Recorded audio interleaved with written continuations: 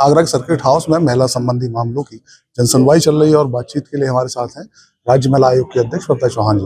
Ma'am, जनसुनवाई चल रही है, महिला संबंधी मामले, किस तरह के मामले आ रहे हैं, किस तरह से उनका निस्तारण किया जा रहा है? देखिए, किस तरह के मामले आ रहे हैं, सभी तरह के मामले होते हैं क्योंकि देश की आधी आबादी है, उत्तर प्रदेश की आधी आबादी है, 12.5 करोड़ संख्या महिलाओं की है। तो निश्चित रूप से हर क्षेत्र से महिलाओं की शिकायतें होती हैं, हर क्षेत्र से आ रही हैं। लेकिन अगर आंकड़ों की बात की जाए तो घरेलू हिंसा के आंकड़े बहुत होते हैं, जिसमें कहीं ना कहीं घरेलू परेशानी में महिलाएं रहती हैं। तो इस तरह के बहुत आ रहे हैं। और निस्तारण की ये बात है कि जब मैं सुनवाई करती हूँ तो उनसे संबंधित सब अधिकारी यहाँ मौजूद होते हैं। तो जो कोर्ट में चल रहे हैं वो एक अलग विषय है, क्योंकि उनका तो माननीय कोर्ट के ऊपर छोड़ दिया जाता है। और जो हमारे यहाँ आते हैं, जो FIR से या समझौते से या किसी तरह हम उनका निवारण कर सकते हैं, तो हम उनका निस्तारण तुरंत की तुरंत यहाँ कर देते हैं। आपने बताया घरेलू हिंसा के मामले ज्यादा हैं, तो क्या जागरूकता की कमी है या उसके लिए कुछ अभियान चलाए जा रहे हैं जिससे लोग जागरूक हों, घरेलू हिंसा में कुछ कमी आए? देखिए, जागरूकता की तो थोड़ा सा है ही। मैंने जो हमेशा से करती हूँ कि जो आत्मनिर्भर बनाने वाली बात है, तो वो बहुत सारी चीजें हैं ऐसी कि जैसे अगर जब आत्मनिर्भर बनेंगी या अपने अधिकारों के बारे में, ये भी थोड़ी सी मैं आपको बताना चाहूंगी कि अभी जो मेरा नया प्रोग्राम है वो ये है कि जो मेरा मेरी टीम के द्वारा कि जो हमारी जितने भी हमारे उनके अधिकार हैं, जितने भी कानून है, क्योंकि थोड़ा सा भी कानून में भी थोड़ा फेरबदल हुआ है, उन अधिकारों को उन महिलाओं तक पहुंचाना।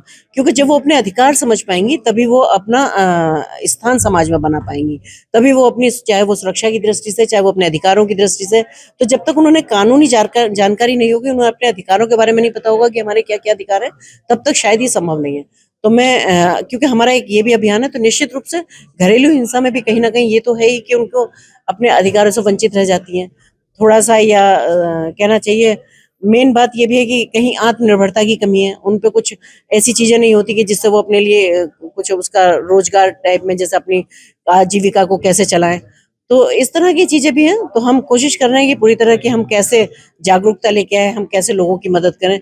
पर हमारे पास जितने भी केस आते हैं वो रिटर्न में जो भी कोई होते हैं या ओरली होते हैं, तो हमने समझौते के तौर पे या उनको FIR जो हुई है उनको अपने सब अधिकारियों की मदद से हम उनका निस्तारण करने की कोशिश करते हैं। एक और आपका अभियान है जिम ट्रेनर्स को लेकर, टेलर्स को लेकर, उसके जो कार्यक्रम है वो कहाँ तक पहुंचेगा, किस तरह के आदेश या निर्देश आगे दिए जाएंगे?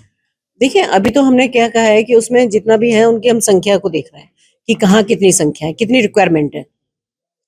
उसके बाद हमने उनसे कहा है कि अगर उनको लगता है कि उनके पास, क्योंकि उनका माइंड सेट नहीं था कि उनको ट्रेनर या किसी के लिए आवश्यकता है, कितनी प्रशिक्षित महिलाओं की, तो हमने उनसे कहा है कि वो हमें बताएं और हम जाकर उनको करेंगे। क्योंकि बहुत सारी NGO, बहुत सारे संगठन ऐसे हैं कि जो महिलाओं के प्रशिक्षण केंद्र चलाते हैं, तो हम वहां से उनको महिलाएं दिलवाएंगे। उसके बावजूद भी अगर उनको कम पड़ती हैं तो हम विशेष रूप से अपनी, चाहे हम समाज सेवी संस्थाओं से, चाहे संगठन के द्वारा, हम कहकर प्रशिक्षण केंद्र खुलवाएंगे और फिर हम उनको प्रोवाइड करेंगे।